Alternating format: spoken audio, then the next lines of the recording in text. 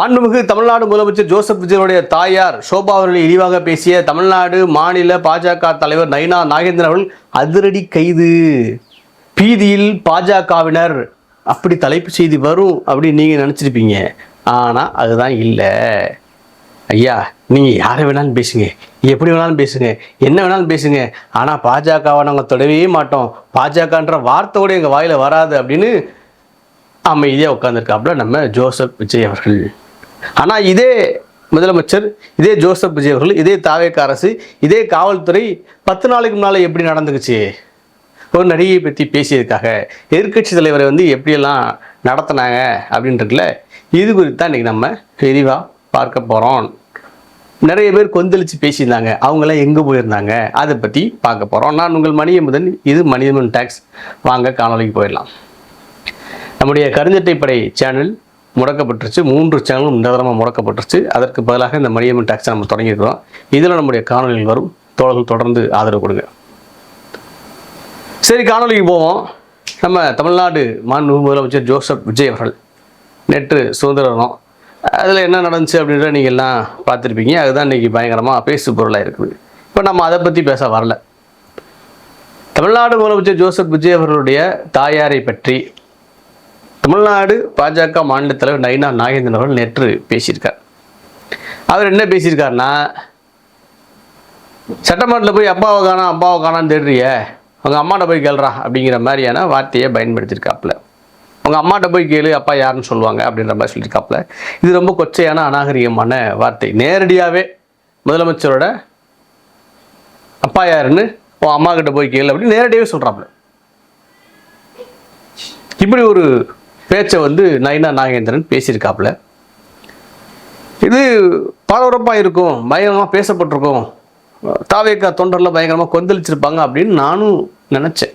ஏன்னா உதயநிதி அவர்கள், எதிர்க்கட்சி தலைவர் உதயநிதி அவர்கள் ஒரு ஆர்ப்பாட்டத்தில் தஞ்சாவூரில் பேசும்போது கீழே இருந்தவங்க ஒரு நடிகை பேரை சொன்னாங்க. அதுக்கு இவர் ஒரு வார்த்தையை சொல்லியிருந்தார். அது மொத்த பெண்களையும் இழிவுபடுத்தி விட்டதாக சொல்லி தாவேக்காவை சேர்ந்த தம்பிமார்கள் தங்கச்சிமார்கள்லாம் பயங்கரமாக போராட்டமே பண்ணாங்க. திரிஷாவை உதயநிதி பேசிட்டாரு, இது பெண்களை இழிவுபடுத்தும் விதமாக இருக்குது, இதை நாங்கள் வேடிக்கை பார்க்க மாட்டோம் அப்படின்னு சொல்லி தாவேக்கா தம்பிமார்கள் தங்கச்சிமார்கள் போராட்டம் நடத்தினாங்க. தமிழ்நாடு முழுக்க உதயநிதியை கைது செய்ய எப்படிலாம் முழக்க போட்டாங்க. சரி, அப்படிலாம் கொந்தளிச்சாங்களே தாவேக்கா தம்பிமார்கள். திரிஷா அப்படிங்கிற ஒரு நடிகை, அவங்க நம்ம ஜோசப் விஜய் அவர்களுக்கு தோழி அப்படின்னு சொல்கிறாங்க.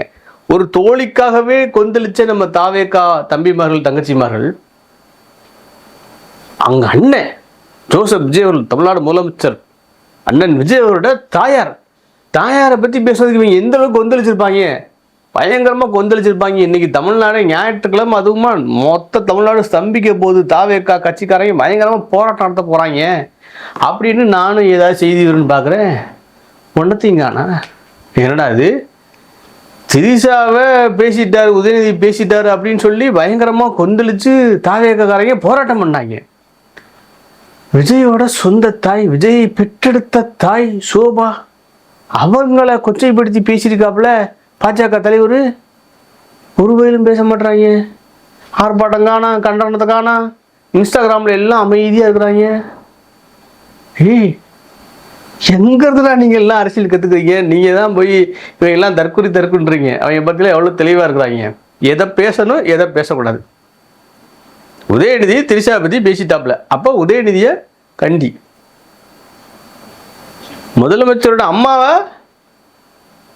பாஜக தலைவர் பேசியிருக்காரு, அப்போ வாயை பற்றிக்க, எதுவும் பேசாத, நமக்கு கொம்பு தும்பு ஆகாது அப்படின்னு தாவேக்கா தம்பிமார்கள் அமைதியாக இருக்காங்க. சரி, தாவேக்கா தம்பிமார்கள் அமைதியாக இருக்கிறாங்க. இன்னும் சில பேர் பயங்கரமாக கொந்தளிச்சாங்க. நம்ம பொசுப்பக்கா நடிகை பொசுப்பக்கா இருக்காங்கல்ல, அவங்க பயங்கரமாக கொந்தளிச்சாங்க. உதயநிதி மன்னிப்பு கேட்கணும், திரிஷா கிட்டே மன்னிப்பு கேட்கணும், அதை எப்படி ஒரு கொச்சைப்படுத்தி பேசலாம், இழிவுபடுத்தி பேசலாம், என்ன நினச்சிட்டு இருக்கிறாப்புல அப்படின்னு நம்ம பொசுப்பக்கா கொந்தளிச்சாங்க. நம்ம இந்த ஒரு அம்மா இருப்பாங்களே கஸ்தூரி அம்மா பயங்கரமாக கொந்தளிச்சு பேசினாங்க. நம்ம அக்கா தமிழிசை பயங்கரமாக கொந்தளிச்சாங்க. அதே பாஜகவில் இருக்க வானதி சீனிவாசன் பயங்கரமாக கொந்தளிச்சு பேசினாங்க. அதை எப்படி ஒரு நடிகையை பேசலாம், ஒரு பெண்ணை இழிவுபடுத்தி பேசலாம் அப்படின்னு குஷ்பு, வானதி சீனிவாசன், கஸ்தூரி, தமிழிசை சவுந்தரராஜன், இன்னும் பல பெண்ணிய போராளிகள்லாம் பயங்கரமாக கொந்தளிச்சு பேசினாங்க. சரி, திரிஷா பேசுறதுக்கு இவங்கெல்லாம் கொந்தளிச்சாங்க. அப்போது முதலமைச்சரோட தாயார் ஷோபா அவர்கள் அவங்களுக்கு 60 வயசு இருக்கும். அந்த அம்மா போய் தப்பாக பேசிட்டாப்புலையே பாஜக தலைவர். இதையெல்லாம் நம்ம பொசுப்போக்கை கண்டித்து பேசியிருப்பாங்க, கஸ்தூரியை கண்டித்து பேசியிருப்பாங்கன்னு ட்விட்டர் பக்கம் பார்க்க ஒன்றும் இல்லை. ரொம்ப பொசுப்போக்கை டான்ஸ் அந்த மாதிரி வீடியோ தான் போட்டிருக்காங்க, வேற ஒன்றையும் காணோம். இல்லை அது திரிஷாவை நீ எப்படி பேசலாம், திரிஷாட்ட மன்னிப்பு கேளு அப்படின்னு நம்ம பொசுப்போக்கா சொன்னாங்க. இப்போ விஜயோட தாயாரை இழிவுபடுத்தி பேசியிருக்காப்புலையே பாஜக உங்கள் கட்சி தலைவர். மேடம் குஷ்பு மேடம், உங்க பாஜகவோட மாநில தலைவர் தமிழ்நாடு முதலமைச்சர் ஜோசப் விஜயோட தாயாரை கொச்சைப்படுத்தி பேசியிருக்காரு. ஒய் ஏன் பேச மாட்டீங்க, ஏன் வாயை பத்திட்டு இருக்கீங்க? ஓ பேச மாட்டீங்க சரி, இவங்க பேசல. என்ன நாங்கள் நடுநிலை ஆட்கள், நாங்கள் பொதுவான ஆள் அப்படின்னு சில பேர் அவங்கெல்லாம் அந்த நேரத்தில் அது எப்படிங்க ஒரு பெண்ணை கொச்சைப்படுத்தி பேசலாம், திமுகவுக்கு தாங்க வேலை அப்படிலாம் பயங்கரமாக பேசினாங்க. இதை போய் நீ உங்கள் அம்மாட்ட பேசுவியா, உதயநிதி பேசுனது உங்கள் அம்மாட்ட பேசினியா, உங்கள் அப்பாட்ட பேசினியா காட்டுவியா, அப்படிலாம் பேசினாங்க. நிறைய பேர், பேர்லாம் இல்லை, எக்கச்சக்கமான பேர் அந்த நேரத்தில் பயங்கரமாக கொந்தளிச்சாங்க.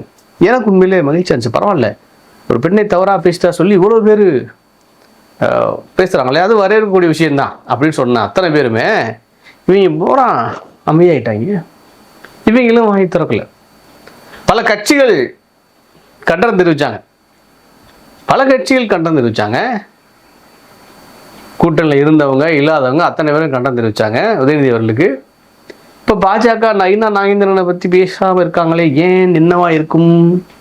சரி, இதெல்லாம் விட்டுருங்கப்பா, அடுத்தவங்களாம் விட்டுருங்க. அடுத்தவங்க பற்றிலாம் நமக்கு தேவையில்லை. குஷ்பு பேசுறதும் கஸ்தூரி பேசுறதும் பேசாமல் போட்டோம், இதெல்லாம் பிரச்சனை இல்லை. நம்ம முதலமைச்சர் விஜய் அவர்கள் அவருடைய தாயாரை தான் பேசியிருக்காங்க. திரிஷாவை உதயநிதி பேசிட்டா சொல்லி ஜோசப் விஜய் அவர்கள் என்ன பண்ணார், உடனடியாக அடுத்த நாள் காலையிலேயே போய் உதயநிதியை கைது பண்ணார். கைது பண்ணி ஊர்வலமாக கூப்பிட்டு போனாங்க, செங்கிப்பட்டிக்கு கூப்பிட்டு போனாங்களா, கைது பண்ணாங்களா? மொத்த காவல்துறையும் ஒரு 100-200 காவல்துறை வந்து உதயநிதி வீட்டு வாசலில் போய் நின்னாங்களா? நடந்துச்சுல, இதை தமிழ்நாடு வேடிக்கை பார்த்துச்சுல. திரிஷா என்கிற ஒரு பெண்ணை இழிவுபடுத்தி பேசிட்டாரு, திரிஷா விஜய் அவரோட தோழி அப்படின்றதுக்காக. இன்னைக்கு முதலமைச்சரோட விஜயோட தாயாரையே பாஜக நயினா நாகேந்திரன் இழிவாக பேசியிருக்காருல்ல. இன்னைக்கு காலையில் அதே போல் உதயநிதி கைது செஞ்ச மாதிரியே நயினா நாகேந்திரனை கைது செஞ்சிருக்கணுமா இல்லையா? ஏன் செய்யலை? ஏன் கைது செய்யலை? இங்கே திரிஷா விஜயோட அம்மா அப்படின்றலாம் கிடையாது. திரிஷா பேசினா கைது பண்ணுவாங்க, ஷோபா பேசினா கைது பண்ண மாட்டாங்க அப்படின்றலாம் தாண்டி பாஜகன்ற பேச்சே ஆகாது. பாஜக என்ன வேணாலும் பேசட்டும். பாஜக முதலமைச்சரோட அம்மா என்ன, முதலமைச்சரே கெட்டவா எடுத்துட்டாலும் அமைதியாக இருப்பாங்க. இவர் சொல்லுவார்ல, ஒரு மேடையில் சொல்லுவார் விஜய் அவர்கள், கம்முன்னு இருக்கணும் அப்படின்லாம் சொல்லுவார். அதே தான் திமுகனா பயங்கரமாக பொங்குவாப்பில், பாஜகனா பம்முவாப்பில். இதுதான் நம்ம ஜோசப் விஜயோட பழக்கம்.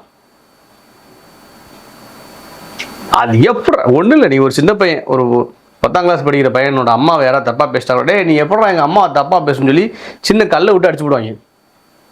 ஆல்ரெடி மனுஷன் நீங்கள் நாட்டோட முதலமைச்சர், உங்கள் அம்மா போய் தப்பாக பேசியிருக்காப்புல, இந்நேரம் ஆளை தட்டி தூக்கியிருக்க வேணாம், உள்ளே உட்கார வச்சிருக்க வேணாம், ஒரு வழக்காது போட்டிருக்க வேணாமா? ஏன்னா பாஜகவை பார்த்து நம்ம ஜோசப் விஜய் அவர்கள் பயப்படுறார், தொடர் நடுங்கியா இருக்காப்ல. அவ்வளோதான், சந்தேகமே இல்லை. என்ன ஒரே ஒரு வருத்தம்னா, இதில் திமுக ஒன்று புரிஞ்சுக்கணும். நீங்கள் உங்கள் ஆட்சியில் நிறைய நாகரிக அரசியல் அப்படின்னு சொல்லி நிறைய விஷயங்களை கைவிட்டீங்க. அப்போவே இந்த மாதிரி விஷயங்கள்லாம் தட்டி வச்சுருந்தீங்கன்னா, நடவடிக்கை எடுக்க வேண்டிய விஷயங்கள் நடவடிக்கை எடுத்தீங்கன்னா உங்களை பார்த்து பயம் வரும். உங்கள் தொண்டர் மேலே கை வைக்க பயப்படுவாங்க. இன்றைக்கி உங்கள் கட்சியோட முக்கியமான தலைவர் உதயநிதி அவரே கைது பண்ணுற இடத்துக்கு வந்திருக்காங்க. அதுக்கு நீங்கள் கடந்த காலங்களில் நடந்துக்கிட்ட விதம் தான் மிக முக்கியமான காரணம் அப்படின்னு சொல்லிட்டு ஜோசப் விஜய் அவர்கள் எப்போதும் பாஜகவை எதிர்க்க மாட்டார். பாஜகவை பார்த்து அஞ்சுவார். பாஜகவை பார்த்து பயப்படுகிற கோழையாக, தொடை நடுங்கியாக ஜோசப் விஜய் அவர்கள் இருக்கார் அப்படிங்கிற எந்த ஒரு சந்தேகமும் இல்லை அப்படிங்கிற மட்டும் இதுலேருந்து தெளிவாகுது.